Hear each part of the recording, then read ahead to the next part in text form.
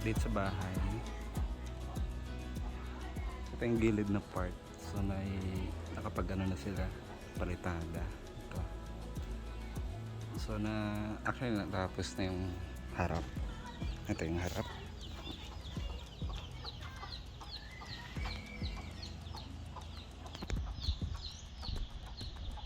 Tapos hanila mo na dyan sa baba hanggang third floor. And then yan, so sinimula na nila yung sa gilid naman. So I think tomorrow tapos na tong part na to. And then dito sa likod,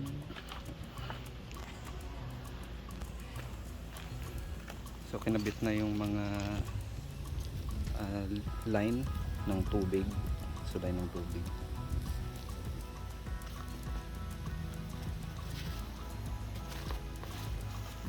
So yan.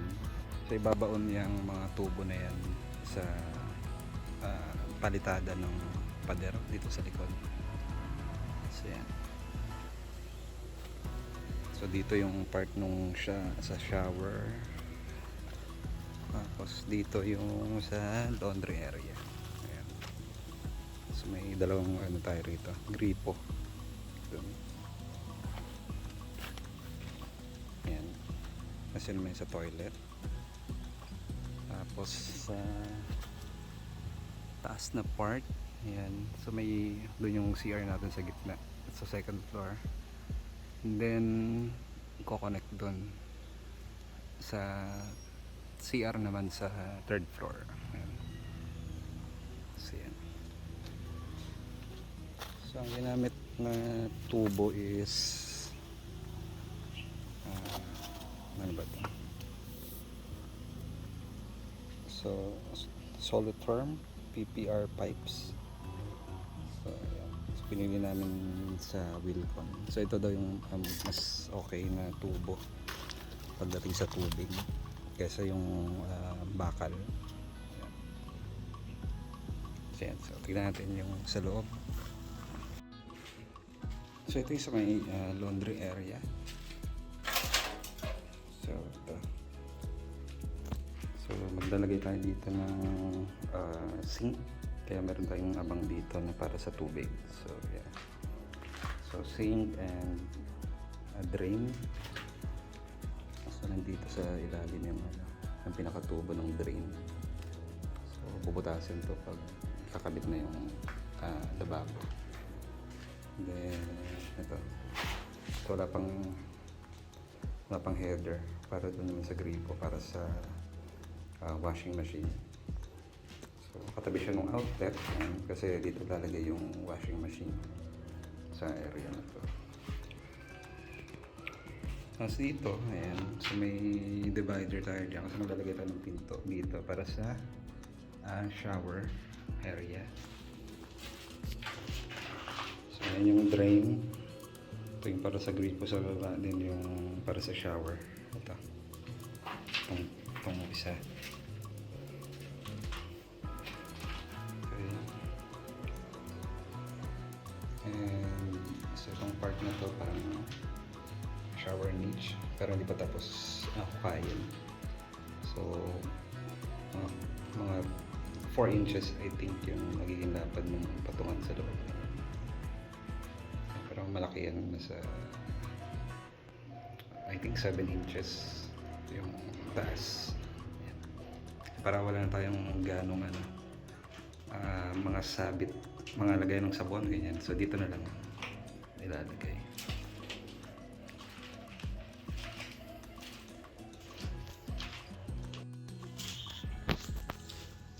Ito sa taas.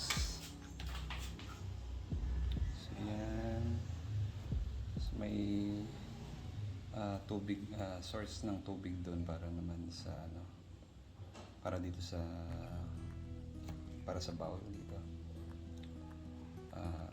Para sa gripo and yung para sa shower. Yung sa taas pala. So nakaabang na yung mga para sa tubig. Ayan. So ito yung sa third floor. Ayan, so may ito ito, duyan ang gumagawa. So, pag break time, dyan nagpapahinga. Ayan.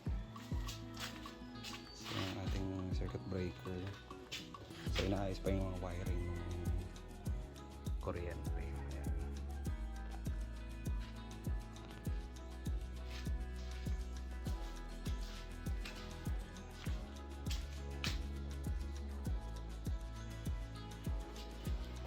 Ayan, sa taas niya, itong part na to. So, itong walang insulation. So, nagpalagay ako dyan ng butas para kung sakali or sa maglalagay ng solar panel sa taas. So, dyan dadaan. So, di na may lusutan na kagad dito sa loob na third floor. So maglalagay na ng hagdan na portable.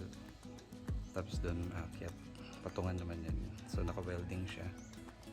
Then nabubuksan yung part ng bubong na yan. Yan, medyo magulo pa yung area. Hindi pa nalilinis. So after siguro magpalitan ng lilinisin na yung area. Ito hindi pa tapos. Itong haligi, yan natin eh. Tsaka yung sa labas na. Ito. So hanggang baba na yan.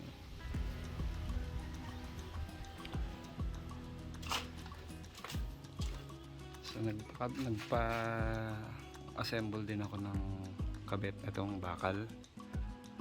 And so para kabitan ng duyan. Yan, hanggang doon yung isa. So yan, ibabaon yan sa ilalim ng kisame. So nakalitaw lang yung mismong sabitan. Yan. So yung kisame natin is hanggang dito. So nakalitaw lang yung head, pinaka head nung sabitan ng duyan. Yan.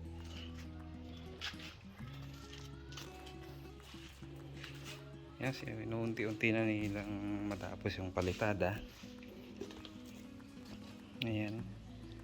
So yung baba niya hindi pa tapos. Tapos itong sa likod ay wala pang palitada. Ayan. So ito sineset up itong tubo na to para dito sa lababo. So, may lababo rin tayo dito sa taas. So yun. Ayan, yun lang so far ang update. So maganda naman yung progress. Niintay na lang yung mga pinto. I think de-deliver next week. So pag okay na yung mga pinto is tatapusin na yung mga kwarto kagaya na ito. Hindi pa siya fully naka-finish kasi ilalagay dyan yung hamba ng pinto, yung parang pinaka holder niya ng pinto. Ayan. Kapag dumating yung pinto tsaka yung hamba, saka ipipinish itong part na to. Ayan, pag ganun.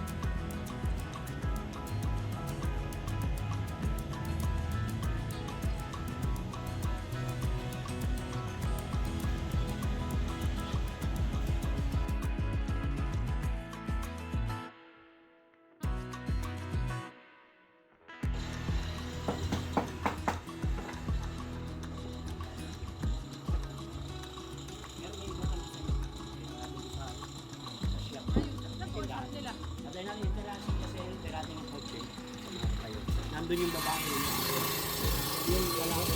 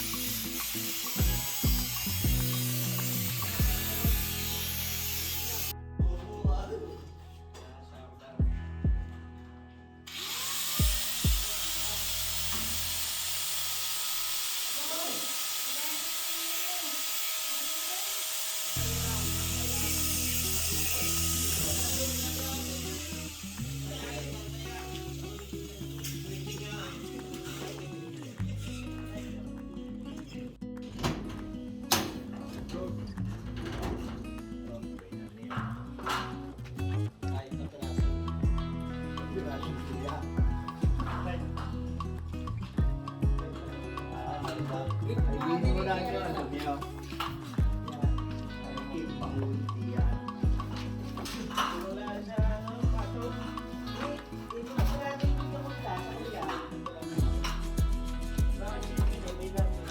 Ating niya yun, dadalhin niya agad.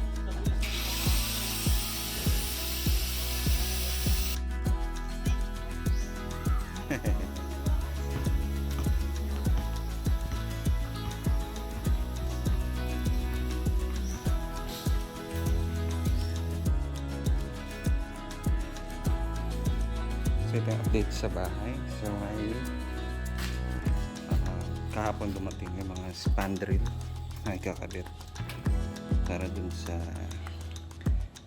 part ng bubong sa labas. So, kanina nagkabit sila. So ayan.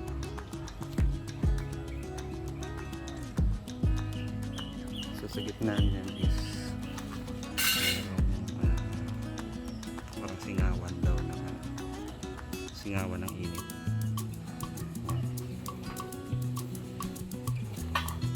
Ayan.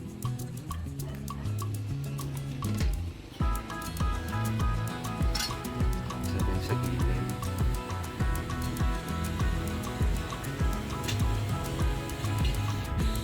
So madali lang ang kabit, naka-rivet lang yung kada panel. So, yun sa dulo.